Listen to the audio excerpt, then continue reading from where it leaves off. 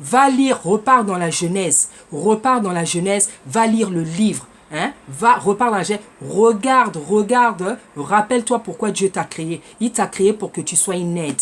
Il t'a créé pour que tu sois une aide. Hein? Il t'a créé pour que tu sois une aide. Pas que pour que tu détestes son mari. Tout problème se règle. Tout problème peut se régler. Ce n'est pas une fatalité.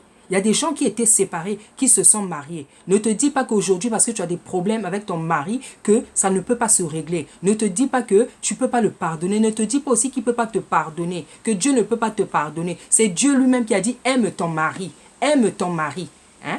Hein? Dieu ne savait pas que ton mari allait te tromper un jour. Dieu ne savait pas que ton mari allait te trahir, te décevoir. Il le savait très bien. Mais c'est un Dieu d'amour. Il veut que nous aussi on vive par l'amour. Il veut qu'on soit toujours dans l'amour. Que tu sois toujours apte à pardonner. Hein? C'est ça que le Seigneur désire. Hein? Donc Dieu nous appelle à aimer nos maris. Nos maris, le diable veut faire le contraire. Il veut que tu le détestes. Il veut que tu le quittes pour que tu retombes dans le célibat. Hein, pour que tu te retrouves femme seule. Et quand tu es femme seule avec beaucoup d'enfants, on commence à se moquer de toi. Tu as beaucoup d'enfants comme ça, mais tu n'as pas de mari. Tu es toujours en train de te balader seule avec tes enfants. Ça fait pas bien, ça fait bizarre. Tu as beaucoup d'enfants, mais il n'y a pas de bague, il n'y a jamais de bague à tête. C'est honteux, hein? C'est honteux. Parce que les enfants là, ça suppose le mariage. Ça suppose le mariage. Hein? Ça suppose le mariage. Hein? Ça suppose le mariage. Tu as fait des enfants. Hein? Tu ne vas pas me dire que tu as fait des enfants, tu n'as jamais été marié ou tu ne veux pas qu'on te marie. Hein? Donc, voilà ce que le diable fait. Dieu a demandé à ce que les femmes aiment leur mari. Le diable, il fait quoi? Il veut nous pousser, nous emmener à les détester, à les haïr, pour qu'on divorce, pour qu'on se retrouve seul comme on était avant, pour qu'on se retrouve dans le célibat. Je dis non, je dis non, je dis non, et je vous encourage, femmes, je vous encourage, servants, de refuser le divorce, de refuser d'aimer à réapprendre à aimer vos maris, de réapprendre à aimer, hein, de pleurer dans la prière, pour que tu arrives à faire ce que Dieu t'a demandé et non ce que le diable veut que tu fasses. Hein? Hein?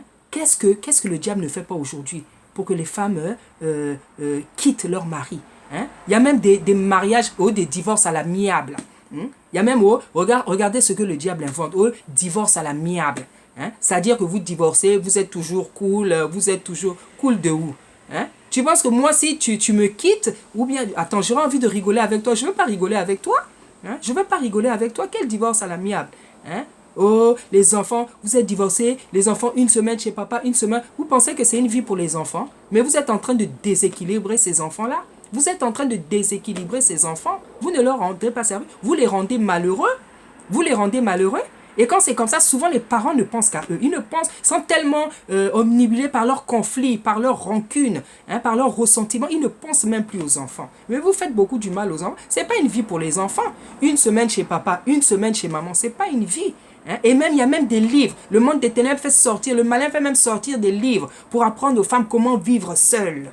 Comment vivre seul, comment être des célibataires heureuses. Tout ça, c'est le monde des ténèbres. Tout ça, c'est le monde du diable. Hein? Revenez à la parole. Vous qui êtes des femmes de Dieu, revenez à la parole. Ce n'est pas une honte d'aimer un homme. Hein? Ce n'est pas une honte. Ce n'est pas une faiblesse. Hein? Ce n'est pas une honte, ce n'est pas une faiblesse. Hein? C'est quelque chose qui vient de Dieu. Ce sont des choses pures. Hein? L'amour donne des forces. L'amour donne la force. Ce n'est pas une honte. Ce n'est pas une honte d'aimer.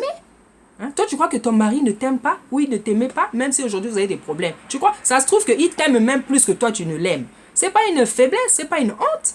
Hein? Si c'était une honte, Dieu ne se serait pas, n'aurait pas envoyé son fils. Hein? Si c'est une honte d'aimer, ce n'est pas une honte d'aimer, au contraire, c'est une force. L'amour fait beaucoup de bien. L'amour, c'est l'équilibre. Hein? Donc voilà ce que le diable fait. Dieu a demandé que les femmes aiment leur mari. Le diable, il veut que vous vous disputez, vous vous battez, vous vous bagarrez, vous dites, pour que le but, c'est de se séparer. Comme ça, il n'y a plus de mariage. C'est ça son but. C'est ça le but qu'il recherche. Hein? Et après, on demande aussi aux femmes d'aimer les enfants. Il faut aimer les enfants.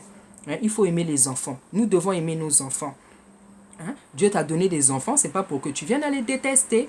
Hein? C'est vrai que ce n'est pas facile. Tu peux avoir un enfant difficile. Mais comme j'ai dit, il faut faire un travail. Dieu veut que tu détestes ton enfant.